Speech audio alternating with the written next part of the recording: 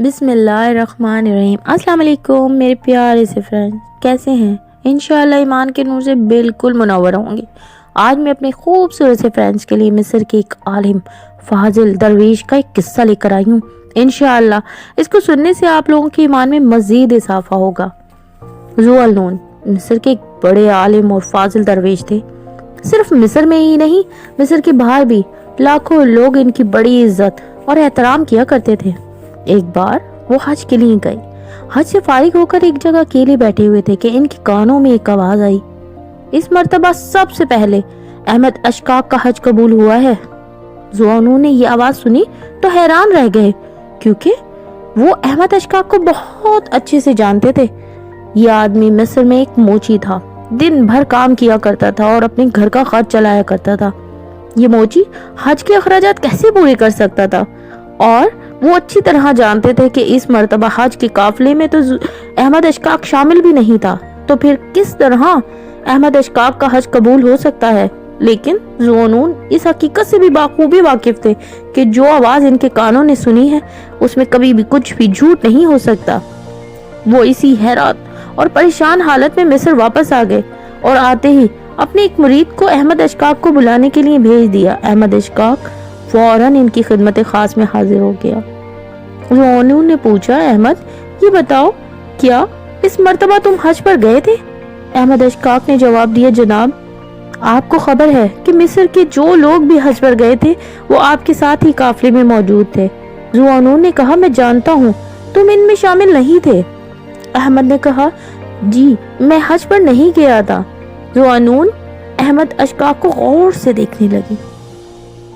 अहमद बोला, जनाब आप मुझे इस तरह क्यों देख रहे हैं, आखिर मामला क्या है? ज़ुअल-नून ने बताया कि मैं जब हज से फारिग हुआ तो बैठा हुआ था कि मेरे कान में आवाज आई कि इस मर्तबा सबसे पहले अहमद अशकाक का हज कबूल हुआ है। इस पर अहमद ने कहा, अगर आप इजाजत दें तो मैं आपको सारा किस्सा सुना देता हूँ। ज़ुअल-नून ने इसे सब कुछ सुनाने की इजाजत दे दी। इस पर अहमद कुछ यूं गोया हुआ, जनाब हज करने के लिए मेरी आरज़ू दिल में इस वक्त पैदा हुई जब मैं 19 बरस का था। मेरे दिल ने कहा कि अहमद अशकाक तू एक बहुत गरीब मोची है, सुबह से शाम तक काम करता है, फिर कहीं जाकर कुछ पैसे कमाता है। हज पर जाने के लिए तो आदमी के पास इतनी रकम होनी चाहिए कि वो रास्ते के खर्च को पूरा कर सके। तू हज पर कैसे जाएगा? ये ख्याल दिल से निकाल दे और ये आरज़ू छोड़ दे। लेकिन मैंने अपने दिल की बात को रद्द कर दिया। ज़ुअल-नून ने पूछा, तुमने अपने दिल की बात को क्यों रद्द कर दिया? अहमद अशकाक ने कहा, जनाब मैंने सोच लिया था कि हर रोज कुछ न कुछ पैसे जमा किया करूंगा, और जब इतनी रकम हो जाए कि मैं हज के लिए जाने के लिए काफी हो जाए तो मैं अपने दिल की ये आरज़ू को जरूर पूरा कर लूंगा। चुनाचा मैंने और ज्यादा मेहनत से काम करना शुरू कर दिया। हर साल जब हज का मौका आता तो मैं अपने जमा किए हुए पैसों पर नजर डालता, मगर ये पैसे बहुत कम होते। इसी तरह करते करते 40 बरस का अरसा गुजर गया। ज़ुअल-नून ने कहा, तुम 40 बरस से पैसे जमा कर रहे हो? अहमद अशकाक ने कहा, जी जनाब ऐसा ही है, मैं ऐसा ही कर रहा हूँ। इस साल जब मैंने अपनी रकम को देखा तो मैं खुश हो गया। ये एक अच्छी खासी रकम जमा हो गई थी और मैं बगैर किसी दिक्कत के हज पर जा सकता था। ज़ुअल-नून बोले, लेकिन तुम तो हज पर नहीं गए थे। अहमद अशकाक ने कहा, हाँ मैं हज पर नहीं गया था। हज पर रवाना होने से पहले मेरा बेटा देर तक बाहर गली में खेलता रहा। जब घर वापस आया तो इसे सख्त भूख लगी हुई थी और घर में खाने के लिए कुछ भी नहीं था।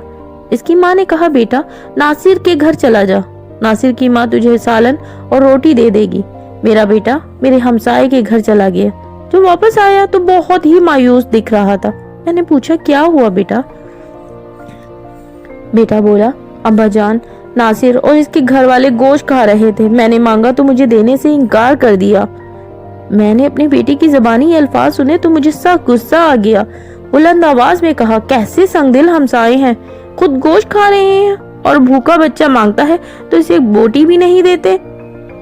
नासिर के अब्बा ने ये बात सुन ली। थोड़ी ही देर के बाद वो यहाँ आए और बोले, अहमद अशकाक मैं एक मुर्दा बकरी का गोश्त खा रहा था। मैं और मेरा कुनबा कई रोज से भूखे थे। मेरी पहली नौकरी खत्म हो गई थी और दूसरी नौकरी अभी मिली नहीं थी। घर में एक पैसा भी नहीं था। आज मैं मुर्दा बकरी का गोश्त ले आया था ताकि कुछ सहारा मिल जाए। मैं तुम्हारे बेटे को ये गोश्त कैसे दे सकता था? मैंने कहा, नासिर के अब्बा, तुमने अपने आप पर और अपने हमसायों पर इतना जुल्म क्यों किया? अपनी हालत बता देते। क्या हम इतने बखील थे कि तुम्हारी मदद भी ना करते? वो बोला, ये मेरी गैरत को गवारा ना हुआ। रात में बिस्तर पर सो ही ना सका, दिल सख्त बेचैन था। ये सारी रात मैंने बड़ी बेताबी से गुजारी। सुबह मैंने वो सारी रकम जो हज के लिए जमा कर रखी थी संदूक से निकाली और नासिर के अब्बा के पास जाकर उन्हें दे दी। मेरे भाई, इससे घर का खर्च चलाओ। वो पैसे लेने से इनकार करता रहा। मैंने इसे लेने पे मजबूर कर दिया। ये कहकर अहमद अशकाक खामोश हो गया। ज़ुअलनून ने ये सारी कहानी सुनी तो कहने लगे, अहमद अशकाक, मक्के में जो आवाज मेरे कानों में आई थी, इसने बिल्कुल दुरुस्त कहा था। अल्लाह ने सबसे पहले तेरा हज कबूल किया है। बेशक तूने जिस किस्म का हज किया है वो सारे हाजियों के हज से बहुत अफजल है। ये सबसे बड़ा हज है। बेशक अल्लाह सब जानता है। ऐ अल्लाह, हमें भी राह मुस्तकीम पर चलने की तौफीक अता कर दे। आमीन आमीन सुम आमीन। तो कैसा लगा मेरे फ्रेंड को ये रूह परवर और ईमान अफरोज किस्सा? जानती हूँ पसंद आया होगा। फिर सोचना कैसा, जल्दी से लाइक करके कमेंट में मुझे अपने प्यार का इजहार करें।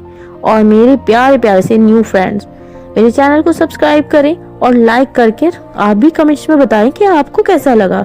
इंशाअल्लाह बहुत जल्द आप सबसे दोबारा मुलाकात होगी। जज़ाकल्लाह। अल्लाह हाफिज।